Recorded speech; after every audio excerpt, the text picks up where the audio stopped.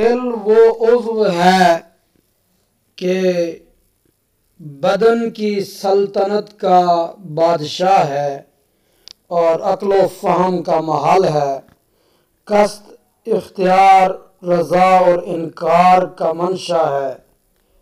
एक शख्स के दो दिल नहीं हो सकते, एक सल्तनत में दो बादशाह नहीं होते। आयत करीमा मा जअलल्लाहु लिरजुलिन मिन क़ल्बैनि फ़ी जौफ़िही में जो रजुल है ये नकरा है और ताहत नफ़ी दाखिल है, तो इसमें नकरा जब नफ़ी के तहत दाखिल हो तो उमूम और इस्तिग़राक़ का फ़ायदा देता है। मतलब ये है आयत करीमा का कि अल्लाह ताला ने किसी के दो दिल ना बनाए और ये किसी एक शख्स की निस्बत इनकार नहीं फरमाया, बल्कि ये उमूम है, हर आदमी के लिए यही हुक्म है कि उसके दो दिल नहीं हो सकते। रसूलुल्लाह सल्लल्लाहु ताला अलैहि वसल्लम का फरमान किताबुल ईमान के अंदर इमाम बुखारी ने और किताबुल मुसाक़ात के अंदर इमाम मुस्लिम ने नकल फरमाया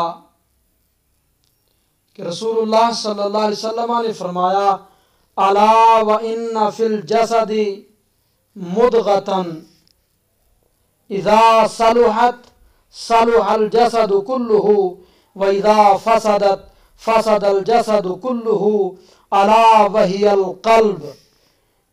सुनते हो, बदन में एक पाराए गोश्त है कि वो ठीक है तो सारा बदन ठीक रहता है, और वो बिगड़ जाए तो सारा बदन बिगड़ जाता है। और सुनो, वो दिल है। तो अगर किसी के दो दिल हों, उनमें से एक ठीक रहे एक बिगड़ जाए, तो चाहिए इकट्ठे एक आन में सारा बदन बिगड़ा और संभला तो दोनों, और ये मुहाल है। जब दो दिल हैं, एक ने इरादा किया ये काम करें, दूसरे ने इरादा किया कि नहीं करना, तो अब बदन एक की इताअत करेगा या दोनों की या किसी की नहीं। जाहिर है कि दोनों की इताअत मुहाल है, और किसी की ना हो तो उनमें से कोई कल्ब नहीं है, कि कल्ब तो वही है कि बदन उसी के इरादे से हरकत और सुकून इरादतन करता है।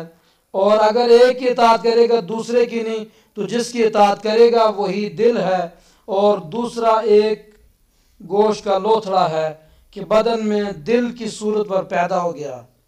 जैसे किसी के पंजे में 6 उंगलियां और बाज के एक हाथ में 2 हाथ लगे होते हैं, उनमें जो काम देता है और ठीक मौका पर है वही हाथ है, दूसरा इजाफी गोश्त है।